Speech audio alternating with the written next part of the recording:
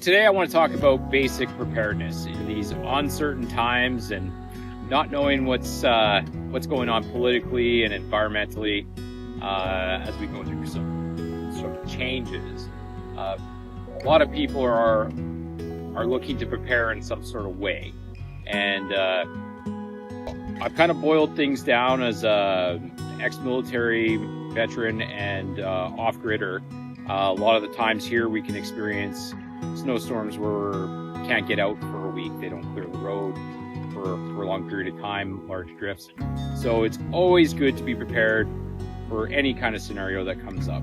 So I would say the number one thing to preparedness is security. Make sure you have a means to protect yourself from any sort of, it could be from intruders to animals. So if you can't get a gun, get a bow and become proficient at your tools. So if you got a rifle, become proficient at it. If you got a bow, become proficient at it. But that's a multi-purpose thing as well, because you can defend yourself and provide through hunting. Number two would be to, especially in colder climates, but as we saw in Texas just a few years ago, it's a good idea to have a means to heat up at least one room in your house. So that would look like a small wood stove that you could run kind of like an air conditioning unit through your window. So have a pre-cut piece of insulated tin with a appropriate space around the chimney that you can run out of the window. And then at least you have the means to keep one room in your house warm and as well to cook on. So number three would be a means to purify water. So there's lots of products out there now like life straws, purification tablets, which I don't recommend, it tastes like junk, but boiling water. These are all methods to keep your drinking water clean so you're not going to get sick. And number four would be basic food provision. So I've been stacking up a bunch of pails that are full of different non-perishable items, or low perishable items, I guess you could say.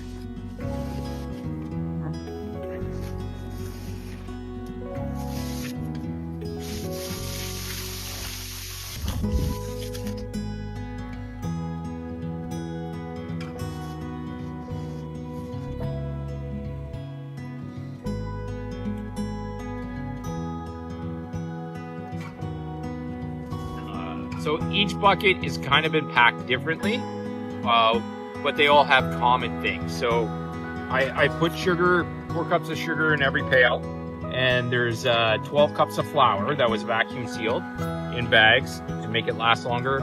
I froze it in the freezer first before vacuum sealing it for 4 days to kill off any sort of bugs that could be in the flour. And here's some, a little morale booster, some chocolate chips, some peas. Here's a pre-made soup mix. So all you have to do is add water, take your little packets out and add water. Little fun stuff, even though I don't think it's quite healthy for you, but it's a little bit fun, especially when you got a kid. And then there's 6 cups of rice, some oatmeal, more oatmeal, some powdered eggs, means to start fire, and tin foil. But like I said, every bucket's different. So I've at every 4th bucket has a roll of tin foil in it. So a better suggestion that I've come up with over time is storing whole grains. So you could go seek a farmer and get wheat. Like red winter wheat is ideal because you can sprout it for microgreens such as wheatgrass. And beans, store the whole beans so you can regrow them as well.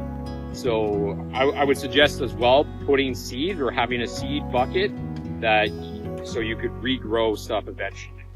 So basic food for thought for preparation and food. One last thing is have a preparedness plan. So you need to, before you get into the situation, have a bug in plan and a bug out plan. Now, the difference between a bug-in plan and a bug-out is a scenario would be like an environmental disaster that you know that you're going to be maybe a week without power.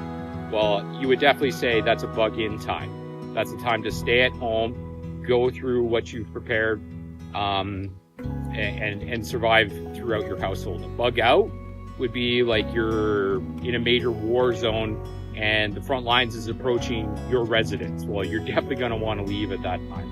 But you don't want to have to make those decisions on the fly when the scenario is coming, because it's very difficult to think clearly when everything's coming at you at once. So you just say, okay, we've hit the criteria for bug out. I've got a place to go. I pre-designated a place to go, and I would suggest having maybe 3 or 4 pre-designated places to head to in different directions. So then that way you know you can travel away from whatever's coming that's a potential hazard to you. So I would say that's the basic preparedness that everyone should kind of strive towards. And in future videos, we'll go through the wood stove stuff and a bug out bag and a tent group.